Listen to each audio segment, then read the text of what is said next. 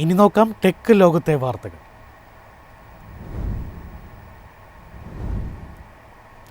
തിരക്കുള്ള സമയങ്ങളിൽ ബുദ്ധിമുട്ടുണ്ടാക്കിയിരുന്ന വിൻഡോസ് അപ്ഡേറ്റുകൾ ഇനി നിയന്ത്രണം.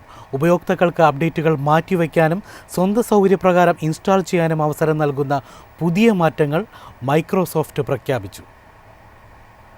തിരക്കുള്ള സമയത്ത് വിൻഡോസ് അപ്ഡേറ്റുകൾ ഇടപെടുന്ന പ്രശ്നം പരിഹരിക്കാൻ വിൻഡോസിൽ നിർണായക മാറ്റങ്ങൾ വരുന്നു.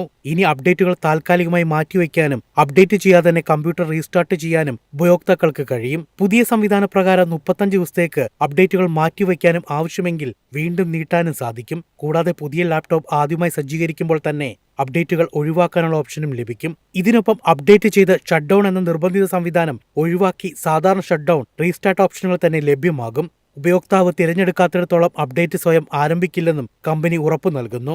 അപ്ഡേറ്റുകളുടെ വിശദാംശങ്ങളും ഇനി കൂടുതൽ വ്യക്തമായിരിക്കും. പ്രത്യേകിച്ച് ഡ്രൈവർ അപ്ഡേറ്റുകൾ ഏതൊക്കെ വിഭാഗങ്ങളുമായി ബന്ധപ്പെട്ടതാണെന്ന് വ്യക്തമായി കാണാൻ കഴിയുന്ന രീതിയിലാണ് മാറ്റങ്ങൾ. ഉപയോക്തൃ അനുഭവം കൂടുതൽ നിയന്ത്രണത്തിലാക്കാനുള്ള ശ്രമമായാണ് ഈ പുതിയ മാറ്റങ്ങൾ വിലയിരുത്തപ്പെടുന്നത്. News desk, MyFin TV. ഇന്ത്യയുടെ സ്വകാര്യ ബഹിരാകാശ രംഗത്ത് വലിയ മുന്നേറ്റം. സ്കൈറൂട്ട് എയ്റോസ്പേസ് വികസിപ്പിച്ച വിക്രം 1 റോക്കറ്റ് ആദ്യ വിക്ഷേപണത്തിനായി ഒരുങ്ങുകയാണ്. ഇന്ത്യ സ്വകാര്യ ബഹിരാകാശ മേഖലയിൽ ചരിത്ര നിമിഷത്തിനരികിൽ. സ്കൈറൂട്ട് എയ്റോസ്പേസ് നിർമ്മിച്ച വിക്രം 1 റോക്കറ്റ് പ്രീ ലോഞ്ച് ഘട്ടങ്ങൾ വിജയകരമായി പൂർത്തിയാക്കി. ഇന്റഗ്രേറ്റഡ് ഇലക്ട്രിക് ടെസ്റ്റിന്റെ 3ാം ഘട്ടം പൂർത്തിയായതോടെ വിക്ഷേപണത്തിന് മുന്നോടിയായ നിർണായക ഘട്ടം കടന്നു. ഹൈദരാബാദിലെ മാക്സ് ക്യൂ ക്യാമ്പസിൽ നിന്ന് തെലങ്കാന മുഖ്യമന്ത്രി രേവന്ത് റെഡ്ഡി യാത്ര ഫ്ളാഗ് ഓഫ് ചെയ്തു. ഇന്ത്യയുടെ ബഹിരാകാശ പിതാവ് വിക്രം സാരാഭായിയുടെ പേരിലുള്ള വിക്രം 1 ചെറിയ ഉപഗ്രഹങ്ങളെ കുറഞ്ഞ ചെലവിൽ ഭ്രമണപഥത്തിലേക്ക് എത്തിക്കാൻ രൂപകൽപ്പന ചെയ്തതാണ്. അന്തിമ വിക്ഷേപണ തീയതി ഇനിയും പ്രഖ്യാപിച്ചിട്ടില്ലെങ്കിലും ഈ ദൗത്യം വിജയിച്ചാൽ ഇന്ത്യയുടെ സ്വകാര്യ ബഹിരാകാശ വ്യവസായത്തിന് പുതിയ ദിശയാകും. News desk, MyFin TV. ഇന്ത്യയിൽ ഇലക്ട്രിക് വാഹന വിൽപ്പന കുതിച്ചുയരുന്നു.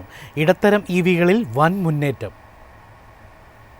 ഇന്ത്യയിലെ ഇലക്ട്രിക് പാസഞ്ചർ വാഹന വിപണി 2026 സാമ്പത്തിക വർഷത്തിൽ കുതിച്ചുയരുന്നു. കഴിഞ്ഞ വർഷത്തെ അപേക്ഷിച്ച് വിൽപ്പനയിൽ 87.4% വൻ വർധനമാണ് രേഖപ്പെടുത്തിയത്.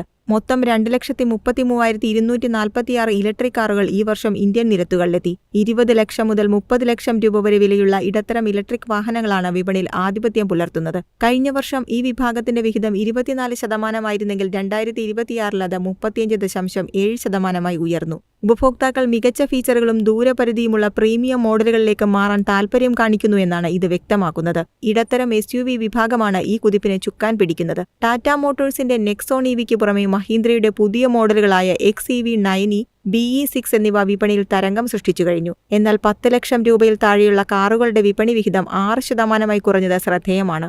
എൻട്രി ലെവൽ മോഡലുകളുടെ അഭാവം സാധാരണക്കാർക്കിടയിൽ EV വിപ്ലവം എത്തുന്നതിന് തടസ്സമാകുന്നുണ്ടെന്ന് വിദഗ്ധർ ചൂണ്ടിക്കാട്ടുന്നു. News desk, MyFin TV. എളുപ്പത്തിൽ സമ്പാദ്യം വളർത്താം. ഇന്ന് തന്നെ മൈഫിൻ TV ആപ്പ് ഡൗൺലോഡ് ചെയ്യൂ.